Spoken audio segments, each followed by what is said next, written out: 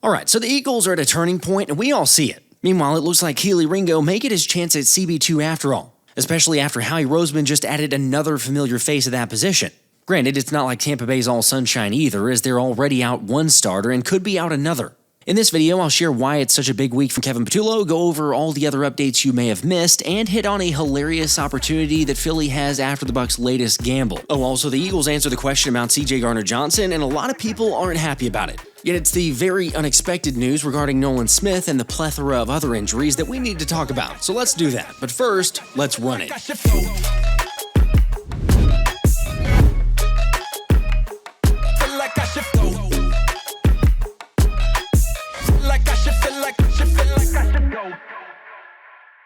What's up, guys? Well, there's really no way to sugarcoat it. The most recent Eagles news kind of sucks, and was not expected at all. With Philadelphia announcing on their social media account that pass rusher Nolan Smith is headed to the IR, meanwhile, Quez Watkins has signed back with Philly to the practice squad. This is the worst! First off, let me say thankfully, it's not a major injury to Nolan. Still though, the crazy part is that my guy finished the game on Sunday versus the Rams. Albeit, like Anthony DeBona pointed out, there's some that noticed his arm that he injured not being used much on the final play, which was later confirmed by Adam Schefter that Smith re-aggravated his triceps Sunday and is now expected to be sidelined through the team's bye week, meaning the earliest he could return is now the Monday night matchup versus the Green Bay Packers on November 10th. Alright, selfishly, I would love for Nolan to be back by then, would love for him to have not been out at all, but love for him to be back by then since I'll be at the Green Bay game, but realistically, I'm all for whatever it is to get him back to 100%. And so are the Eagles, with them admitting the plan being to let him rest and then reassess to see about returning after the bye. Pulse check though, how are you feeling about the pass rush and the D-line after this news? Obviously, there's no way around it. It's not good news. However, I appreciate what Anthony said because there's quite a few teams who would love to have Josh Uche, Azeez Ojulari, and Obo Okoronkwo as their third, fourth, and fifth options at edge. By the way, the reason I say that is because it's more than likely that Darius Smith fills in for Smith thanks to his presence as a run defender.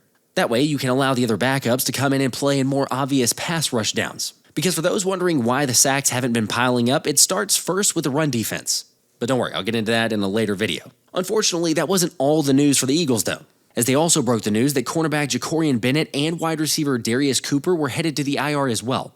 Here's the good part, or at least a little bit of the silver lining. Thankfully, none of those injuries, including Nolan, none of them require any surgery.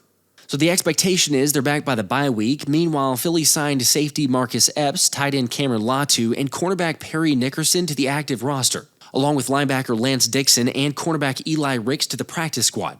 Honestly, not a lot of surprises there, although seeing Nickerson get signed is intriguing, since he was a player who played well in the preseason and Fangio even spoke about as getting noticed. Granted, the surprise was seeing Adoree Jackson on the practice field, as it looks like he may be good to go after all versus Tampa. Again, very early in the week, long way to go on that, but I will keep you posted as we get more updates and who's available and who's not. The bigger news, though, to keep an eye out for is what's going on with the linebackers in Zack, Baun, and Jihaad Campbell, especially after beat writers shared Baun was seen wearing a knee brace and Jihaad also had a leg sleeve. Now, for the record, Baun actually had his helmet on, so still got in some work, but Campbell did not. We're done. We're finished. Relax, it's early in the week, and Baun still practiced. I make this argument on the live stream, but had Baun been seriously injured, he wouldn't have been out there practicing. There's no reason you risk it or chance it even with a knee brace. He also did confirm to reporters saying that he's fine, he'll be okay. And then for Jihaad Campbell, he said he's day-to-day because he's been, or at least had been nicked up. Like I say, we'll see about Jihaad, but worst case scenario, maybe Jeremiah Trotter Jr. has to fill in for a game, yet even that's pretty unlikely. Also, getting back to Nolan's injury and impact real quick, there is this thought that perhaps Jihaad Campbell could help to fill in the loss of Nolan, which I get where people are coming from, but personally, I think he stays as linebacker and then you just rotate him and Baun as fifth blitzers on occasion. One more thing, for people asking, Nakobe Dean had last shared he hoped he'd be back by week 5, which is aka the Broncos game next week, so assuming he was able to make it back by then, at least it'd give you some more depth to potentially plug and play the linebackers. Like I say, still not the news any of us were hoping for, but at least it wasn't anything season-ending. Regardless, though, prayers for all the guys, their speedy recovery. We want them back. Hopefully they can. I had planned on doing this as a celebration for hitting 140,000 subscribers, but it's more of a maybe sympathy and kind of support for Nolan on this, but it's a signed Nolan Smith football. I'm going to be giving away to one lucky subscriber if we can get 4,000 likes on this video. So do me a favor, drop a like on this video, you know the drill, and then go comment Nolan in the comment section to be entered. Obviously, again, you got to make sure to subscribe, but that's all you got to do. After all, who isn't a fan of the Philly Dogs? Yeah, pretty sure we can all agree on that one. However, and I know where this thing's going, that's definitely not the case when it comes to CJ Johnson. after the former Philly safety was released by the Texans on Tuesday, with beat writers sharing that Houston let him go due to what they called friction behind the scenes, which was later revealed to being complaining about his role, wanting to blitz more, being critical of teammates, and complaining about one guy in particular making a lot more than he should. Translation, basically the tension in the locker room reached an all-time high and the Texans had had enough. So tired of you getting angry and yelling all the time. It's exhausting. It's somewhat impressive when you think about how quickly things went downhill for CJ. I mean, the Texans literally just less than 3 weeks ago had transitioned $6.5 million of his base salary to a signing bonus, meaning essentially Houston paid CJ even higher than that number for just 3 games of action. Of course, like Fields Yates mentioned, DeMeco Ryans clearly had legitimate plans for CJ in the secondary. Otherwise, why are you converting the salary to signing bonus less than 3 weeks ago? It's just like I say, it's pretty wild how quickly the morale and vibes can change from earlier this offseason. I feel his passion for the game, his love of football, it jumps off the tape. So I'm excited to work with him. Excited to see what he brings to our team. Talk about a guy now, Super Bowl experience. So to add guys like that to our team and where we're trying to get to can only enhance all of our guys. What's one player for the fans to watch? CJ Gardner-Johnson. Oh, nice one. He's got a great culture here, great organization. I think the more you fill this up with winners, not just me. Coach DeMeco was a winner. Darby was a winner. Will was a winner. So you just fill the room up with winners. I think you're going to get what you want. And I think we're going to get it real soon. Well, they're 0-3 now and kind of given because things weren't going so great, but that's the reason CJ got released. FYI, in case you hadn't been watching Texans games much, CJ had multiple games with extremely costly mistakes on the field that quite possibly are what ended up in L's for Houston. Yet if you've been on social media at all over the past 24 to 48 hours, then you know how much the conversation has heated up around the idea of Howie Roseman bringing CJ Gardner-Johnson back to Philly. There's only one problem with that. It's also illegal.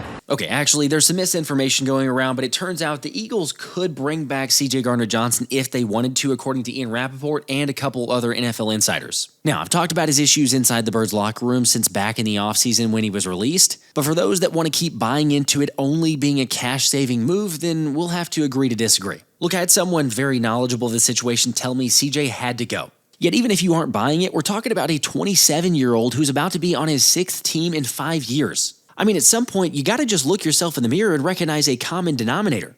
At the same time, I also understand and I appreciate the argument that we're talking about a dude who played for the Eagles in both of the last 2 Super Bowls and did contribute. It's just that unlike some of the free agents Howie Roseman moved on from, he was so ready to get him out of the building that it essentially traded him for nothing.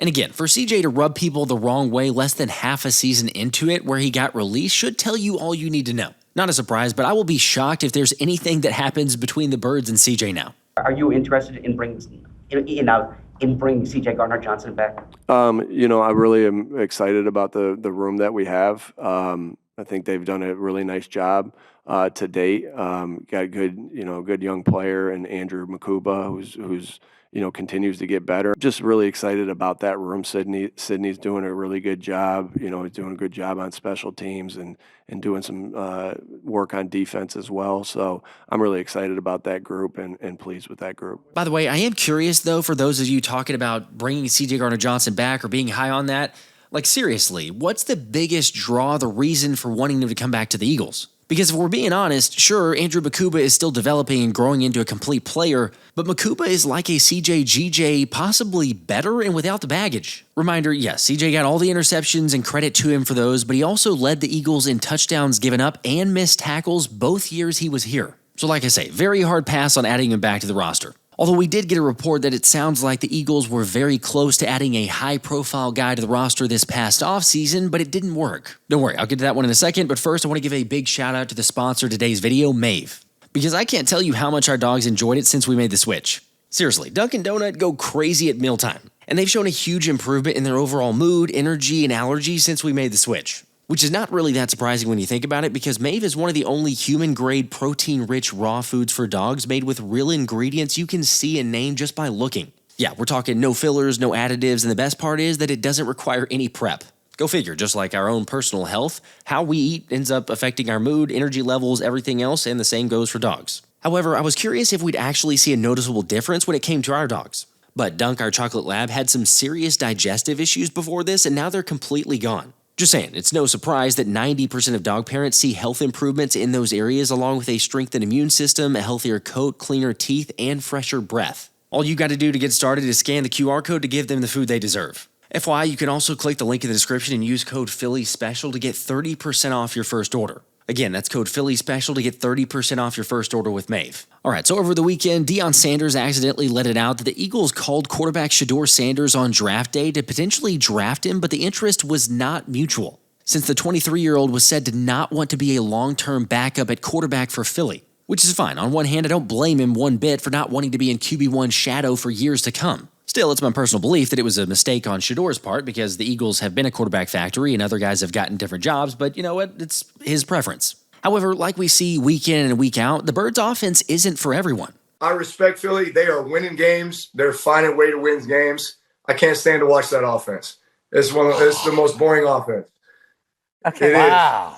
I'm sorry. You should have seen Stephen A's face when you started with Jordan Love and then followed up with Zach. He looked at me like, did he hear the question? And did you hear what he just said? He said, I can't stand Philly's offense. They're boring. Who cares? Wow. They're winning. That's okay. Wow. Well, let me ask you this. Hey, we're in week 3. We're in week 3. We're gonna be on every week. Let's just see how this thing plays out. Okay. I mean, is that your way to say, can Boren win the Super Bowl championship? Can Boren repeat? Hey, absolutely. Okay. Absolutely. All right. All right. So but that's the toughest division in football too. Let's see how it plays out. Really? Is it? Hey, look, if CeeDee Lamb could catch a post route in week 1, then Cowboys have them beat. I think at this point, my favorite excuse from all the naysayers for that matter is, yeah, but if the teams had done their job, then the Eagles wouldn't have won. I mean, yeah, I guess they had their opportunities, yet at the end of the day, that's sports. You know, make the most of your chances and win, or fail to do so and lose. Granted, the Eagles have some things to clean up, but it's not like this rhetoric is new. Heck, we heard almost the identical things last year. I mean, that game yesterday, let's say it was 130 plays. The Rams definitely won the majority of those plays. If it's not for 2 strips by the Eagles defense and basically the 3 long touchdown runs, I would say you take away those 5-6 plays there, the Rams football team won the majority of the plays on the field in the game that day. I mean, if you look at their play, I mean, they have 2 big runs and 3 good deep shots.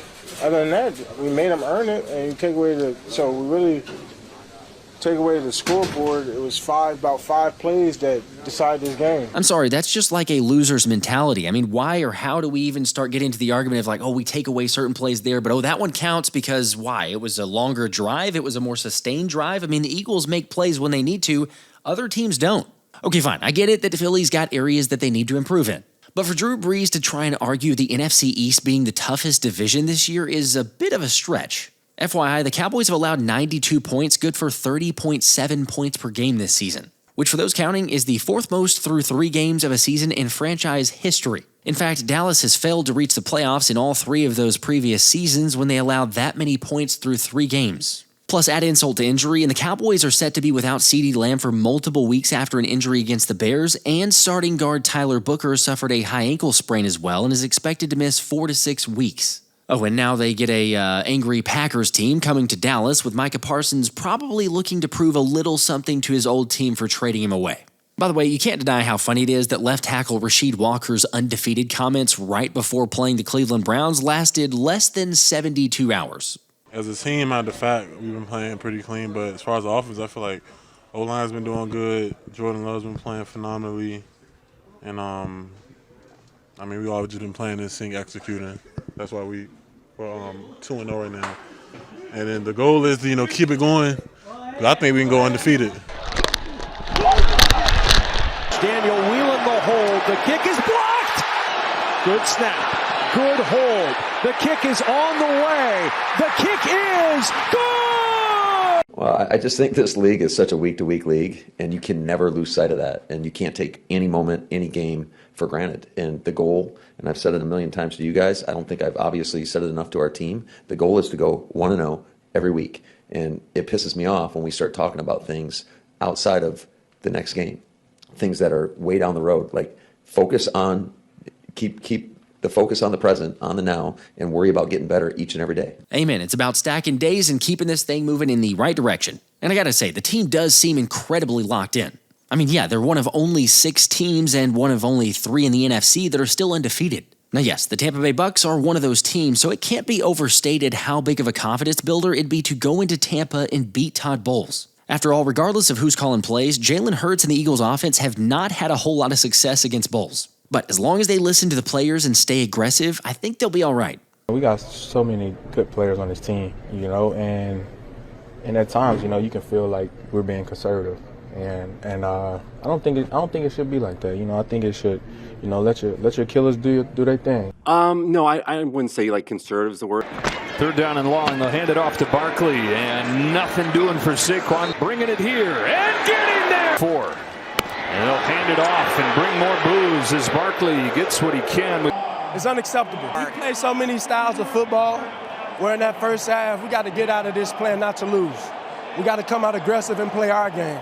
You saw our game in the second half. When those things happen, like we went 3 and out, obviously, a few times, you look at, okay, where was the drive starting?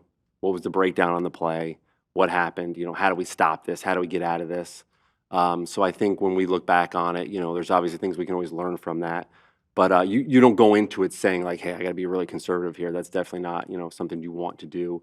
I think it's just a matter of just going forward, just learning from those moments and how to get ourselves out of those situations. Look, we can call it conservative, we can call it passive, we can call it reactive, call it whatever you want. The important thing is the Eagles found a recipe in the second half, but they found a recipe for what works. We just have to make that the norm. Also, I'm not sharing this to stir up any drama. This is a team that's far from that and bought in for sure. But there's also no denying that this week is a turning point for the Birds, and we can all see it. After all, there's no excuse for this team with these players being the 27th ranked offense in the NFL. And even worse, the number 29 passing offense. They will get it figured out, though. I'm sticking to that because, if anything, it instilled confidence in the Rams game. They have the belief, they know they can do it, and they can be aggressive in the passing attack. Plus, despite all that, Patullo's offense is actually perfect in the most important part of the field, the red zone.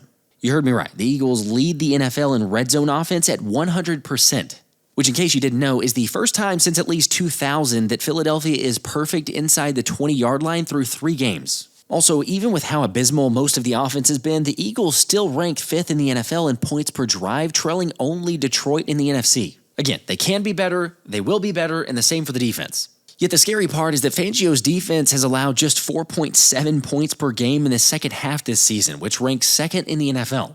Like, even if it starts slow or something goes differently than originally planned, there's a whole lot of faith that the defense will fix it. The question is, what are the Eagles going to do at the cornerback 2 spot this weekend? Since even with the injury updates, Adoree Jackson isn't a certainty to start against the Bucs. I've told Kelee here recently, not in the last few days, but since the end of camp, he's going to get his opportunity at some point, and he got to be ready. Not sure how that makes you feel, but at least Tampa is going to be without some of their options as well. You already know by now, but wide receiver Mike Evans is out for the next couple weeks with a hamstring injury. And as much can be said about Philly missing a couple of their guys, Evans might be the equivalent of the Eagles not having Lane Johnson.